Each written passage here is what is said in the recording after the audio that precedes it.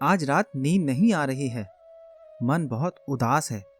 मन कर रहा है कि जी भर कर रो लूं, पर रो भी नहीं पा रही हूं।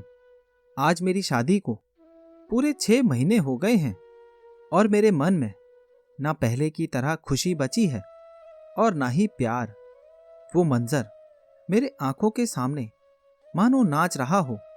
अभी लगता है कि ये सब कल ही की बात हो। मैं और चंदन एक दूसरे से कितना प्यार करते थे। एक दूसरे को देखे बिना दिन ही नहीं गुजरता था। बस पूरा दिन एक दूसरे से मिलने की ख्वाहिश रखते थे। रोज लंबी लंबी बातें होती, दिन यूं ही निकल जाता। हमें एक दूसरे से इतना प्यार था कि हम दोनों ने शादी का इरादा भी कर लिया और चंदन मुझसे 1 साल का समय लेकर दिल्ली आ गया कि शादी से पहले कुछ काम शुरू कर लें, फिर हम दोनों शादी कर लेंगे। मैं बहुत खुश थी। ऐसा लगा मानो 1 साल बाद हम दोनों एक हो जाएंगे। चंदन दिल्ली चला गया और 1 साल मैंने दिन गिन गिन कर बिताया। 1 साल बाद चंदन जब दिल्ली से वापस आया, तब चंदन मेरे घर शादी की बात करने मेरी फैमिली से मिला। पर मेरी फैमिली में से कोई भी इस रिश्ते के लिए राजी नहीं हुआ और सबने इस रिश्ते से मना कर दिया। तो हमने भागकर शादी करने का प्लान किया और कोर्ट मैरिज करके दिल्ली आ गए। शुरू शुरू में सब अच्छा रहा। मैं भी किसी को नहीं जानती थी और घर पर ही रहती थी। ना किसी से मिलना, ना किसी से बात करना। पहले तो चंदन काम से आके बात भी करते थे, पर धीरे धीरे सब बदलने सा लगा। अब वो छोटी छोटी बातों पर चिढ़ने लगे। हर बात पर गुस्सा होना अब आम सा हो गया था। पर आज तो हद ही हो गई। मैंने कभी नहीं सोचा था कि सिर्फ 6 ही महीनों में हमारी जिंदगी से प्यार खत्म हो जाएगा। आज हमारे घर चंदन के भाई मनीष आए थे। लव मैरिज के बाद पहली बार कोई हमारे घर आया था। मैं भी बहुत खुश हुई और मनीष जी से बातें करने लगी। मनीष चंदन से ही मिलने आए थे, पर चंदन के ना होने के कारण वो इंतजार करने लगे। मैं भी मनीष भैया से बातें करने लगी कि उनको अकेले बुरा ना लगे। चंदन आए और उन्होंने जैसे ही मुझे मनीष से बातें करते देखा, वो गुस्से में लाल हो गए और हम दोनों पर चिल्लाने लगे। मैं सहम के रह गई। कुछ समझ ही नहीं आया कि ये क्या हो रहा है। पर मनीष भाई शांति से चंदन को समझाने लगे कि भैया, मैं तो आपसे ही मिलने आया था। आप नहीं थे तो मैं आपके इंतजार में बैठ गया। इसमें भाभी का कोई दोष नहीं है। चंदन बोले, तो तू मेरे ना रहने पर मुझसे मिलने आता है? मनीष बोले, ऐसा नहीं है भैया, मैं आपकी छुट्टी के टाइम पर ही आया था। मुझे आए 10 मिनट हुए हैं। आज आप ही लेट हो तो मैं बैठ गया, बस चाय पीने लगा। चंदन बोले, हाँ पता है मुझे तुम दोनों का। जा तू अब, इसको तो मैं बताऊंगा। मनीष सर झुकाकर शर्म के मारे चला गया। और उसके बाद चंदन बोले, क्या रे, तुम्हें मनीष ज्यादा पसंद है कि उसके लिए तुम चाय ले आई? उसको बोल नहीं सकती थी कि भैया नहीं है, तुम अभी जाओ? मैंने सफाई देते हुए बोला, जी मैं क्या बोलती, आपके आने का टाइम हो गया था तो सोचा मिल ही ले। चंदन बोले, अच्छा अब तुम जवाब दोगी मुझे? एक तो रंगे हाथों पकड़ी गई, फिर भी ये बोलते हुए चंदन ने मुझे एक थप्पड़ मार दिया। आज पहली बार उसने मुझ पे हाथ उठाया था। यही सोचते सोचते आज नींद नहीं आई और सोचते सोचते सुबह हो गई। उठकर चाय बनाई और नाश्ता बनाकर चंदन को ऑफिस भेजा। अब मैं चुप चुप सी रहने लगी, सहमी सहमी। ना किसी से बात करना, ना किसी से मिलना, ना घर से बाहर जाना। दिन भर घर में डिप्रेस रहने के कारण मैं बीमार रहने लगी।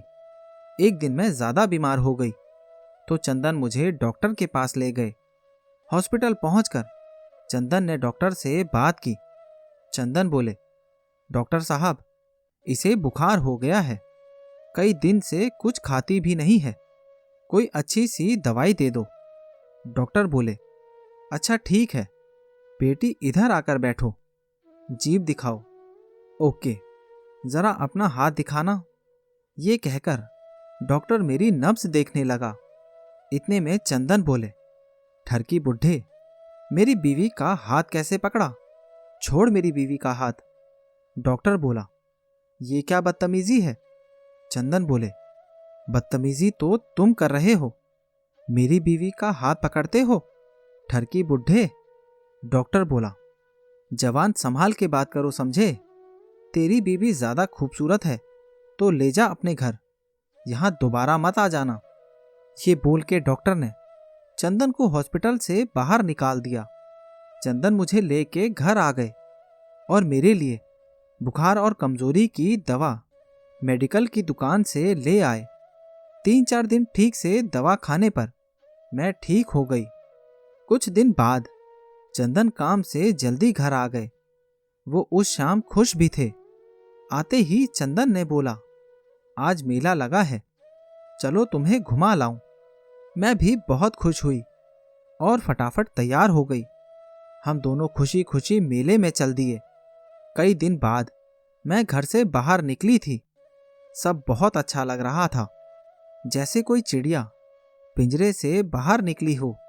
वो लोगों की भीड़, झूलों का शोर, रंग बिरंगी दुकानें, बच्चों का हंसना, मानो ये सब तो मैं भूल ही गई थी। आज फिर से ये सब देखकर मन उन्हीं में खो गया। तभी मेरी नजर एक चूड़ियों की दुकान पर पड़ी। मैं वहां दौड़कर चली गई। रंग बिरंगी चूड़ियों के चक्कर में मैं ये भी भूल गई कि चंदन कहाँ है। पीछे मुड़कर देखा तो चंदन पान की दुकान पर खड़े थे। मैं भी चूड़ियां खरीदने लगी। चूड़ी वाले दुकानदार बुजुर्ग थे। जब मैंने चूड़ियां खरीदी तो उन्होंने पहना दी।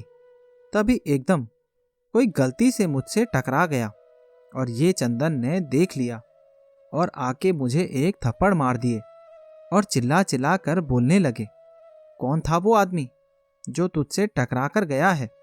जरूर तूने इशारा किया होगा, बता कौन था वो? मैंने सहमते हुए बोला, मुझे नहीं मालूम वो कौन था, गलती से टकरा गया होगा। चंदन बोले, उसे गलती से टकराने के लिए मेरी ही बीवी मिली थी।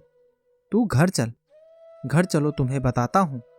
ये बोलते हुए उनकी नजर मेरी चूड़ियों पर पड़ी और वो फिर तेज आवाज में बोलने लगे, किसने पहनाया ये? मैंने फिर अपनी चुप्पी तोड़ते हुए धीरे से बोला, दुकानदार अंकल ने। चंदन बोले, अच्छा तो तुम चूड़ी पहनोगी? चल घर, तुम घर चलो बताता हूं। ये कहते हुए वो घर ले आए और घर पर खूब लड़ाई हुई। चंदन ने सारी चूड़ियां तोड़ दी और मुझे बहुत मारा। अब सब बदल गया था। जब भी मैं बाहर जाती, चंदन साथ में जाते और मुझ पे नजर रखते। जब भी बाहर जाते तो मेरे पीछे पीछे रहते और सब पर नजर रखते कि कोई मुझसे बात ना करे और ना टकराए। मुझे शर्म आने लगी थी, पर क्या करती, मैं बस इसी तरह दिन गुजारने लगी। अब तो लगने लगा कि सब ठीक हो गया है, या शायद मुझे इसकी आदत हो गई है। इसीलिए अब मैं महसूस करने लगी कि सब ठीक हो गया है। चंदन भी अब रिलैक्स हो गए थे। फिर ऐसे ही समय बीतने लगा और एक शाम चंदन मेरे लिए मेकअप किट ले आए और मुझे सरप्राइज दिया। मैं तो भूल ही गई थी, पर चंदन ने बताया कि आज हमारी मैरिज एनिवर्सरी है। उस दिन फिर से हम दोनों बहुत खुश थे।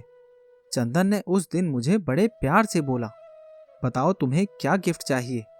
आज ऐसी बातें सुन के मैं बहुत खुश हुई और बोली, चंदन, मुझे मेरे मायके जाने का मन करता है, सबसे मिलने का मन करता है। क्या आप मुझे मेरे मायके ले चलेंगे? चंदन बोले, ठीक है, कल तैयार हो जाना, हम कल शाम को चलेंगे। ये सुनकर मैं बहुत खुश हुई और चंदन को प्यार से गले लगा लिया। अगले दिन सुबह मैं जल्दी सो के जगी और फटाफट चाय नाश्ता तैयार करके चंदन के पास चाय लेकर प्यार से जगाने लगी। और जगा के चाय दी। फिर मैंने बोला, टाइम से उठकर चाय पी के फ्रेश हो जाइए। मैं चंदन को जगा के घर के कामों में लग गई कि सारा काम मैं जल्दी खत्म कर लूं। लगभग 2 घंटे में मैंने अपना सारा काम निपटा लिया था। चंदन भी फ्रेश हो गए थे। दोनों ने खाना खाया और फिर मैं पैकिंग में लग गई। ये सब करते करते टाइम कब हो गया पता ही नहीं चला। जब चंदन ने बोला कि तैयार हो जाओ, टाइम कम है, तब मैंने घड़ी देखी और मैं तैयार होने लगी। चंदन का दिया हुआ गिफ्ट मेकअप किट से मैंने काजल लिपस्टिक सब लगा के अच्छे से तैयार हो गई। हम दोनों ठीक टाइम पर घर से निकल गए। पर घर से निकलने के बाद चंदन का चेहरा गुस्से से भरा दिखा। अगर कोई मुझे देखता तो चंदन का दिमाग खराब हो जाता। चंदन बोले, तुम इतना सजकर क्यों आई हो? लोगों को दिखाने के लिए ना? मेरे से तुम्हारा पेट नहीं भरता? मेरे लिए कभी तैयार नहीं होती हो और तुम दूसरों के लिए तैयार होती हो। चलो अपना काजल साफ करो। मैंने काजल साफ कर दिया। थोड़ी देर बाद चंदन बोले, तुमने लिपस्टिक क्यों नहीं हटाई? मैंने तुरंत लिपस्टिक भी हटा दी। यहां तक भी नहीं रहा गया तो दुकान से पानी खरीद कर चेहरा तक धुलवा दिया और पूरे रास्ते ताने मारते गए। कोई सोच भी नहीं सकता था कि मैं क्या फील कर रही थी। बस सर नीचे, आंखों में आंसू थे। मैं अब घर पहुंच चुकी थी। सब लोग बहुत खुश थे मुझे देखकर। सब लोगों को यही लग रहा था कि ये आंसू सबसे मिलने के कारण हैं। पर सच तो कुछ और ही था। मैं भी अपनी फैमिली को ये सब बताकर परेशान नहीं करना चाहती थी। बस मैंने सोच लिया था कि मुझे क्या करना है। मैंने चंदन से डिवोर्स ले लिया और आज मैं एक अच्छी जगह जॉब करती हूँ, अपने पैरों पर खड़ी हूँ और खुशी से अपनी जिंदगी बिता रही हूँ। तो दोस्तों, ये कहानी आपको कैसी लगी और इस कहानी के बारे में आपकी क्या राय है, नीचे कमेंट बॉक्स में ज़रूर बताना। और अगर अभी तक आपने चैनल को सब्सक्राइब नहीं किया है तो सब्सक्राइब कर लेना